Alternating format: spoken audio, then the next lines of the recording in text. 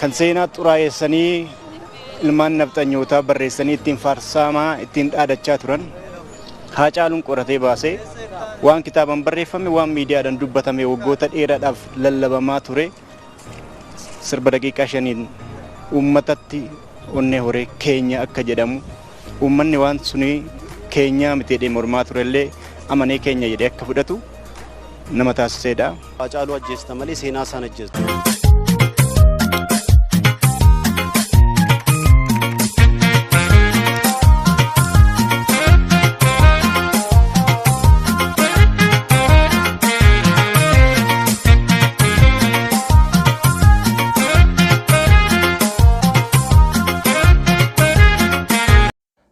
Artistootaa fi waahillan Haacaaluu Hundeessaaf magaalaa Finfinnee jiraatan guyyaa ayyaana Adawaa 125ffaa irratti taappellaa guddaa dhaabanii jiru.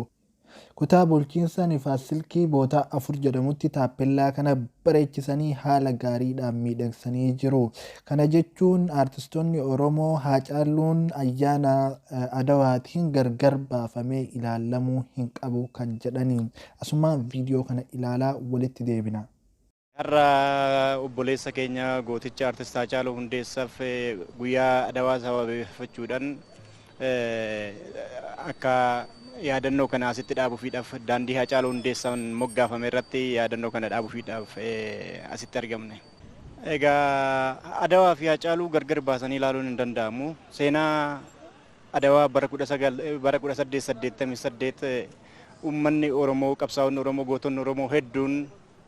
gootonni Oromoo hedduun irratti wareegaman injifannoo gootonni Oromoo loltoota adii irratti argamsiisan kan seenaa xuraa'eessanii ilmaan nafxanyootaa barreessanii ittiin faarsamaa ittiin dhaadachaa turan Haacaaluun qoratee baasee waan kitaaban barreeffame waan miidiyaadhaan dubbatame waggoota dheeraadhaaf lallabamaa ture sirba daqiiqaa 5 uummatatti onnee horee keenya akka jedhamu uummanni waan suni keenya miti jedhee mormaa turellee amanee keenya jedhee akka fudhatu nama taasiseedha. Haacaaluun dhugaadhaaf dhalatee dhugaadhaaf jiraatee dhugaadhaaf wareegame. Nama dhugaadhaaf dhalatee dhugaadhaaf jiraatee warra dhugaadhaaf walloleen wareegameedha Haacaaluun. Haacaaluu guyyaa hunda ni yaadanna. Addatti immoo Adawaa fi Haacaaluu gargar baasanii ilaaluun hin danda'amu. Mee maqaa keef bakka jiraattu natti himi. Maqaa koo Lijaareediin jedhama. Artistiidha. Mee har'a iddoo kana kan dhuftan maaliifidha? Maal sababeeffattaniiti? Ayyaana Adawaa sababeeffannee Haacaaluu yaadachuufis hiriyoonni koo wajjin taane kan hojjannee dhaabneef jirra. Daandii Haacaaluu jedhama kuni. Kanaaf maqaa Haacaaluutiin waan moggaafataniif yaadannoo Haacaaluutiifis yaadannoo Adawaadhaafis hin ta'a jennee wal mari'annee ijoollee 3-4 taane kan hojjanne diraaf. Haacaaluu akka salphaa nama irraanfatamuu miti. Hundumtuu dandeettii isaanii ogummaa kee ta'e hundumtuu waanuma danda'uutiin hojjechuu danda'a. Biyya kootiif immoo ani ammuma hin danda'u nan hojjedha. Haacaaluu jechuun Oromiyaa jechuudha anaaf. Ani torbaan tokko hin rafnees maal hin jennees dadhabeen hojjedhe. Haacaaluun nuuf goota jaarraa 21ffaadha. Oromoon ijji badus iddoon ijaan badu jedha. Kan siin jedhu maaliifi Haacaaluun kaleessa waggaa lamaanarraa Adawaa innaa jalqabu kaayyoo qabatee ka'ee kaayyoo sana har'a argineerra. Magaala kana keessatti fardeen meeqa akka dhufan argiteetta. Inni barsana keessatti fardeen 1000 jalqabsiise. Seenaan kun nu jala hatameera. Fardeeniin goototni keenya amma haga Adawaatti deemanitti falmanii kanaaf seenaa kana immoo deebisuu qabna jedhee ka'e. Kanaaf Haacaaluun egaa har'a Haacaaluun hin jiru nu walakkaa. Ijji badus bakki ijaan hin badu kan siin jedhe inni jiraachuu baatu seenaan isaa nu bukkee jira jechuudha. Haacaaluun duus Haacaaluu miliyeenaan hin ba'a. Ati Haacaaluu ajjeesta malee seenaa isaan ajjeestu waan inni gatee deeme.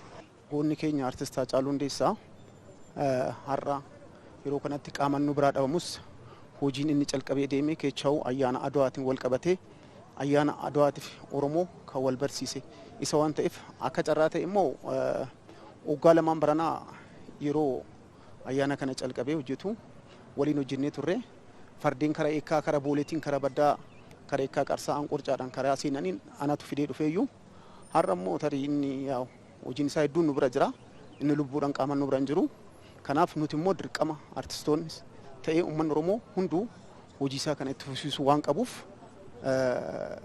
yaadannoo isaa kana har'a maaliin dabarsina kan jennu waliin mari'annee Yaareed artistii Yaareed akka carraa Ngiduu Faayimar taanee mari'annee egaa dirqama waan tokkoon dabarsuu qaba kan jenne karaa taappellaa kanaatti kaanee taappellaa kana Yaareed guutumaaf guutuun isaa humnaan maateriyaala waan ta'e kan guutee hojjete isaa karaa maallaqaatiin immoo guutumaaf guutuu waan hunda akka barii kan godhe ana.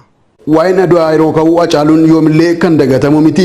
Sababiin isaa Hacaaluun gootawwan Oromoo Adwaa irratti aarsaa kaffalan sirba yeroo muraasaatiin uummata Oromoof kan gumaache waan ta'eef jechuunis dubbatu. Artistoonni kanneen bakka Afurii jedhamu kanatti siidaa yaadannoo dhaabuu fi waggaa tokkoffaa inni itti wareegame sababeeffachuun kabajuuf qophiitti akka jiranis dubbatanii jiru. Haalonni tokko tokko karaa iyyamaatis ta'ee waan adda addaatiin haa duubatti harkifatu malee haalli itti deemamaatti jiru ni jira. Fuulduratti waan caalu waan kuni waan Hacaaluudhaaf madaala jedhameeti miti yaadannuma xiqqoo haa ta'uuf malee fuuldurattis waan baay'ee hojjechuu fi Hacaaluu yeroo hunda akka yaadatamu Hacaaluun jiraatti siidaa nama hojjetatee wareegameedha. Garuu dhaloonni akka irraa baratuuf wantoota isaaf barbaachisan hedduun akka godhamu abdii qabna. Amma qophiirra jirra koreen irree hundaa'ee sochii taasisaa jirra. Maaliif naannoo kanarratti karaawwan daandiiwwan addabaabaayyiiwwan maqaa isaatiin moggaafaman jira. Siidaa guddaa maqaa isaatiin siidaan isaa akka dhaabbatu sochii guddaarra jirra. Kanaaf yeroo dhiyoo keessa hoggaan isaa hoggaa kabajamu siidaa dhaabnee siidaa naannoo kanarratti dhaabnee akka kabajnu እንግዲህ abdii qabna. Uummannis immoo uummanni Oromoo hunduu akka nu cinaa dhaabbatu koree kana waliin hojjechuudhaaf qophii goonee jirra jechaadha. Bakka sibiilli sun jirtutti siidaa isaa dhaabuu fi magaalaa faana waliin haasaa jirra maatiidhaan kan dhaabbatudha. Siidaa isaan madaalu siidaa guddicha yaadaa jirra. Kana kan goonu egaa waggaan isaa gahaa jira. Waggaa sana gaaf sanatti eebbaaf akka qophoofnu rabbi wajjin warra rabbi nu gargaara. Kan seenaa xuraa'eessanii ilmaan nafxanyootaa barreessanii ittiin faarsamaa ittiin dhaadachaa turan Hacaaluun qoratee baasee waan kitaaban barreeffame waan miidiyaadhaan dubbatame waggoota dheeraadhaaf lallabamaa ture sirba daqiiqaa 5 uummatatti onnee horee keenya akka jedhamu uummanni waan suni keenyaa miti jedhee mormaa turellee amanee keenya jedhee akka fudhatu nama taasiseedha. Hacaaluun dhugaadhaaf dhalatee dhugaadhaaf jiraatee dhugaadhaaf wareegame. Nama dhugaadhaaf dhalatee dhugaadhaaf jiraatee warra dhugaadhaaf walloleen wareegameedha Hacaaluun. Hacaaluu guyyaa hunda ni yaadanna. Addatti immoo Adawaa fi Hacaaluu gargar baasanii ilaaluun hin danda'amu. Goonni keenya artist Hacaaluu Hundeessaa har'a yeroo kanatti qaamaan nu biraa dhabamus hojiin inni calqabee deemee keecha'u ayyaana. Dhugaa Oromoo karaa dhugaa qofaan addunyaatti agarsiisuuf